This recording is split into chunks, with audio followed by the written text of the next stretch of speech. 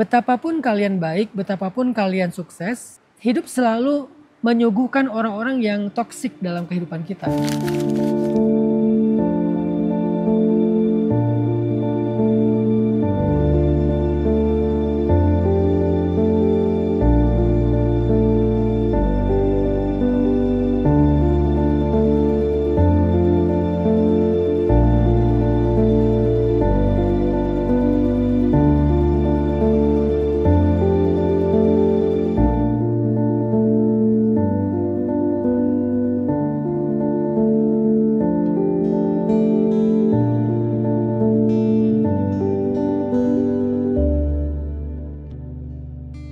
Bismillahirrahmanirrahim.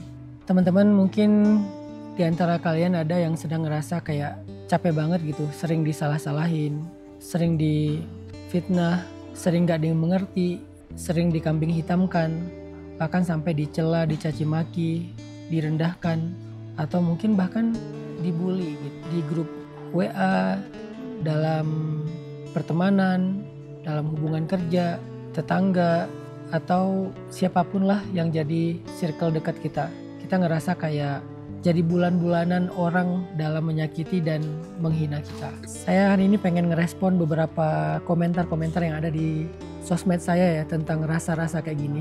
Ini ada yang ngomong kayak gini, misalnya kayak terkadang orang hanyalah melihat diri kita cuman sisi buruknya aja, tapi nggak sisi baiknya, dan menganggap kita sebagai orang yang rendah bagi dia. Ada juga yang bilang capek banget ya rasanya dituduh yang enggak-enggak, padahal kita udah bener-bener gak ngelakuin itu. Dan ya ginilah kehidupan, beginilah cara Tuhan menciptakan bagian hati busuk sama hati yang gak busuk. Hehehe. Terus ada juga yang ngomong kayak gini, tempat kerja aku tuh banyak banget yang sembarangan and it's normal. Dan aku memutuskan resign setelah 5 tahun kerja di sana. Semoga bisa dapat kerjaan yang lebih baik, minimal lingkungannya. Nangis banget lihat orang tua yang nangis karena dikata-katain yang gak baik sama seseorang yang padahal orang tersebut dianggap luar biasa sama dengan orang tuaku sendiri. Mertuaku nih, semua yang diisi kepalanya itu apa yang dia lihat harus selalu diungkapkan sekalipun itu kekurangan orang lain. Banyak nih, masih banyak sih komen-komen yang mewakili orang-orang yang ada di posisi itu.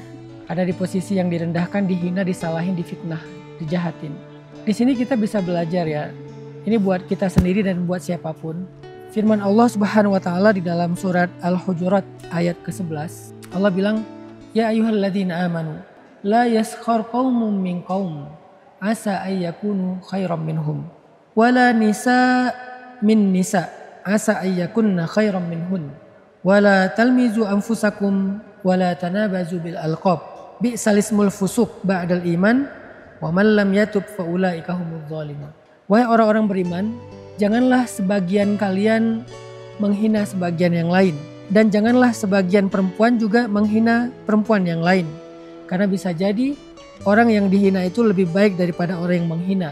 Janganlah kalian merendahkan di antara kalian, dan janganlah kalian memanggil dengan panggilan yang buruk. Seburuk-buruk panggilan itu adalah panggilan-panggilan fusuk atau dosa setelah iman. Siapa yang tidak bertaubat, mereka itulah orang-orang yang zalim. Jadi buat kita yang sering keceplosan, buat kita yang gak bisa jaga lisan, gimana cara kita menahan diri untuk tidak membicarakan orang lain? Cobalah berpikir bahwa bisa jadi orang yang kamu omongin itu lebih baik daripada kamu. Allah lebih tahu. Orang yang kita rendahkan, yang kita hina itu bisa jadi lebih baik daripada kita yang membicarakannya. Karena gak ada yang tahu kebaikan seseorang yang dirahasiakan selain Allah. Makanya belajar menahan diri, menahan lisan dari merendahkan orang lain, membicarakan orang lain. Karena bisa jadi kalian gak lebih baik daripada dia. Ini mungkin nasihat pertama lah ya dari fenomena-fenomena seperti ini. Agar kita bisa menahan diri kita dan lisan kita. Apalagi kata Nabi, lisan itu salah satu dosa yang paling sering membuat seseorang itu celaka nanti di akhirat. Disebut dengan afatul lisan, kelalaian lisan, dosa-dosa lisan. Itu paling banyak membuat seseorang itu masuk neraka. Terus pelajaran yang kedua yang saya bisa share ke kalian teman-teman. Kalau kalian sebagai korban, itulah hidup teman-teman. Saya ada di sebuah kesimpulan bahwa dunia itu emang keras. Dunia itu emang keras. Hidup itu emang keras teman-teman. Kalian tuh jangan selalu berharap semua orang agree sama kalian. Semua orang menyanjung kalian. Semua orang memuliakan kalian. Hidup gak kayak gitu. Betapapun kalian baik, betapapun kalian sukses, hidup selalu menyuguhkan orang-orang yang toksik dalam kehidupan kita. Menyuguhkan orang-orang yang dengki, iri sama kita. Sehingga gimana pun kita baik dan sukses, dia selalu akan menemukan hal-hal yang buruk tentang diri kita. Bisa diada-adain, bisa memang ada. Itulah hidup. Maka biasakanlah diri kalian dengan hal yang kayak gitu. Jangan terlalu panik ya ketika kalian melihat kok ada sih orang kayak gitu. Emang itulah hidup. Apalagi di sosial media. Itulah sosmed gitu. Jadi kalau ada yang masuk sosmed berharap dia di like terus, berharap dia di agree terus sama followernya, kayaknya dia jangan masuk ke sosial media deh. Mending dia bikin grup sendiri aja yang isinya dia sama orang-orang yang dia pilih. Ya kayak second akun gitu. Kalau kalian masuk ke yang bukan second akun, masuknya ke sosmed yang terbuka, itulah sosmed, itulah netizen. Maka biasakanlah diri kalian ketika kalian akan menemukan orang yang gak setuju sama kalian. Masih mending gak setuju, kadang-kadang menjelek-jelekan kalian, menghina kalian tanpa tahu apapun. Di komennya tuh pedas banget, komennya tuh jelek banget. Itulah sosial media dan itulah salah satu realitas hidup. Sehingga ketika kalian tahu itulah kehidupan, begitulah realitasnya, kalian akan mempersiapkan diri. Bukan berdamai tapi mempersiapkan diri. Udah siap mentalnya dengan hal-hal realitas kayak gitu. Itulah hidup teman-teman. Dimanapun kalian berada, kalian ada di Mekah, Madinah pun tetap ada Abu Jahal kan. Gak semua yang di sana itu Abu Bakar, gak semua yang di sana itu Umar, Utsman, Ali. Ada Abu Jahal, ada Abu Lahab juga di sana. Kalau sekarang mungkin bukan dalam bentuk kekufuran, tapi dalam bentuk perilaku jahiliyah. Ada di sana gitu. Walaupun kalian ada di tempat yang paling baik, di dalam Masjid Nabawi gitu. Tetap aja ada orang yang aneh. Tetap aja ada orang walaupun dia sambil beribadah tapi dia ya perilakunya buruk. Ada, makanya jangan heran dengan hal yang kayak gitu dalam hidup. Apalagi kita hidup jauh dari Mekah dan Madinah. Jauh dari Ka'bah dan Raudhah. Jauh dari zaman Nabi. Di zaman Nabi aja ada.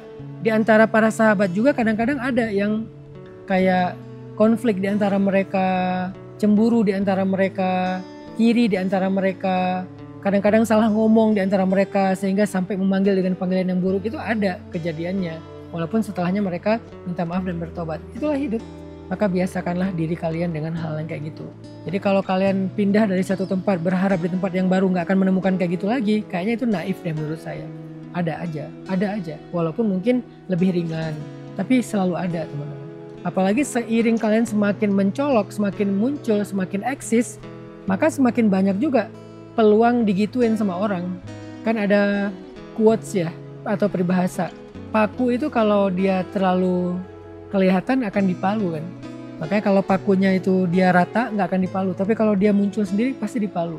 Jadi kalau kamu muncul dengan eksistensi dan kebaikan kamu, ya udah siap dipalu. Tinggal kamu ketika dipalu itu menjadi orang yang udah siap atau malah jadi patah gitu. Siapkan diri kalian dengan realitas hidup.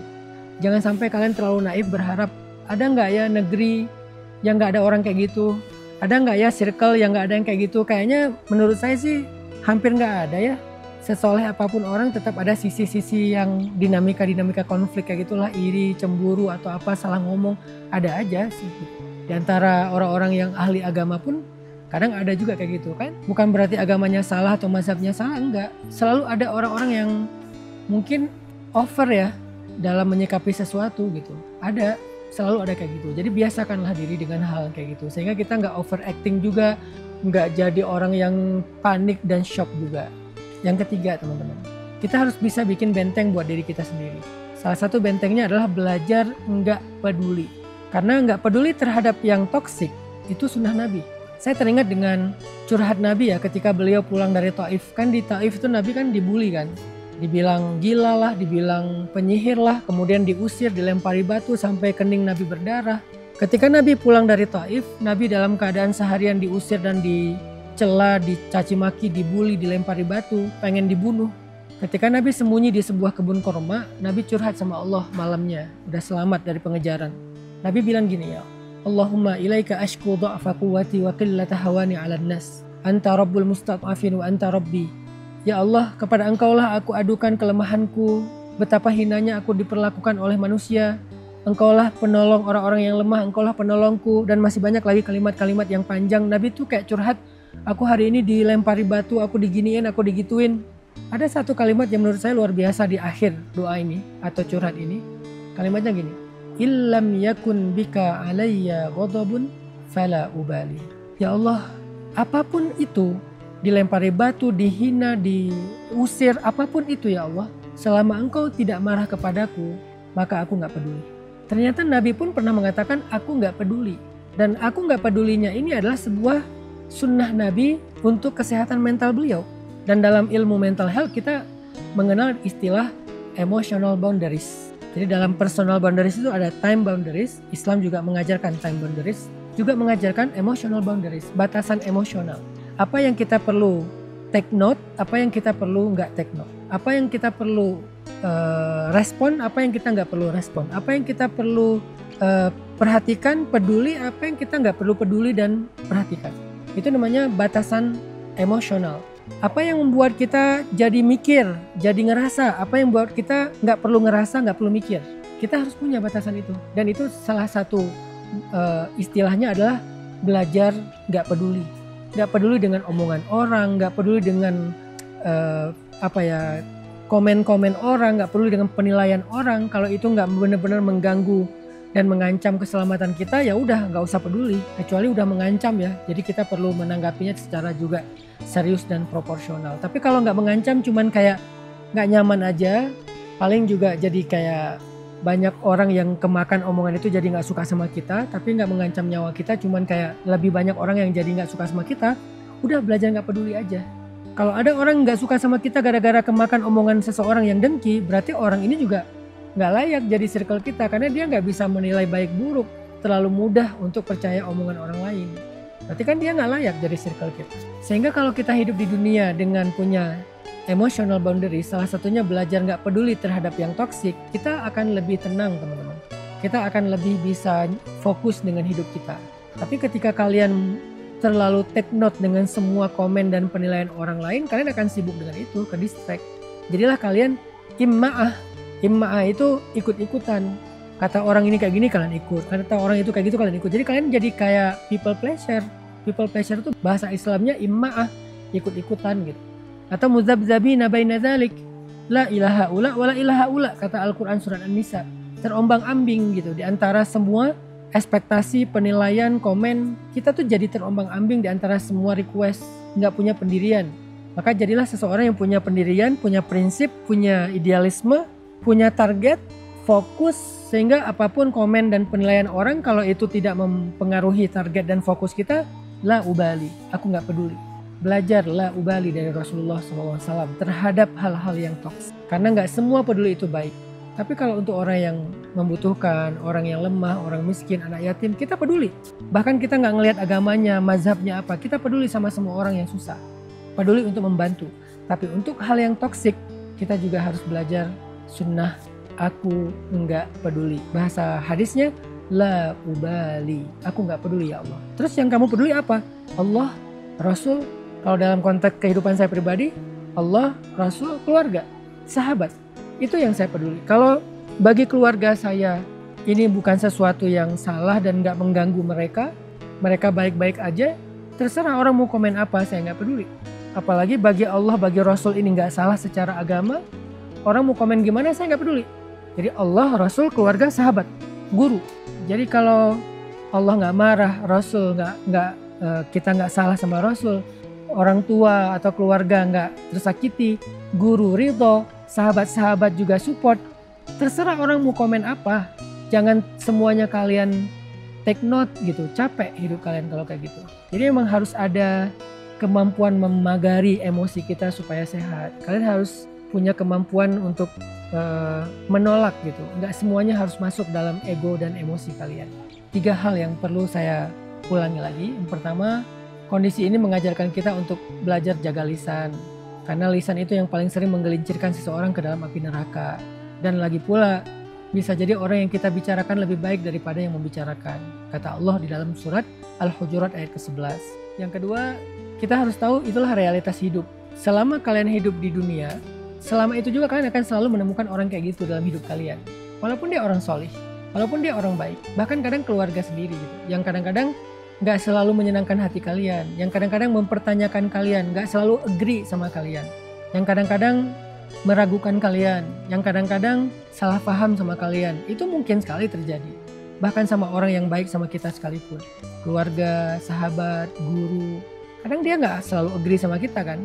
Kadang dia nggak selalu yakin sama kita. Kadang dia ragu juga sama kita. Kadang dia kayak salah paham tentang kita gitu. Sehingga dia jadi kayak menyakiti kita tanpa sengaja. Itulah dunia. Apalagi orang yang nggak kenal dengan kita. Lebih mungkin lagi menyakiti kita. Membicarakan aib-aib kita. Merendahkan kita. Mungkin banget. Itulah dunia teman-teman. Biasakanlah diri kalian dengan itu. Nanti ketika kalian menikah, pasangan kalian sesekali berperilaku seperti ini. Misalnya kayak meragukan kalian, nggak agree sama kalian, salah paham tentang kalian. Biasakan diri kalian. Jangan terlalu mudah patah, akhirnya kayaknya aku salah jodoh deh, akhirnya bubar. Berarti kalian nggak siap dengan realitas dunia. Itulah dunia teman-teman. Dalam pertemanan juga kayak gitu. Jangan sampai kalian berteman dengan seseorang terus pas digituin langsung patah cari teman baru. Selama yang nggak ekstrim-ekstrim banget sih, ya harusnya kita belajar berdamai aja. Itulah dunia. Kecuali udah ekstrim banget ya kasusnya ya. Yang ketiga, bangun pertahanan diri. Personal boundaries, emotional boundaries. Boundariesnya adalah la ubali, aku nggak peduli kalau itu toks. Semoga ini bisa menjadi nasihat buat kita lebih kuat menjalani realitas hidup kita di dunia. Barakallahu fikum.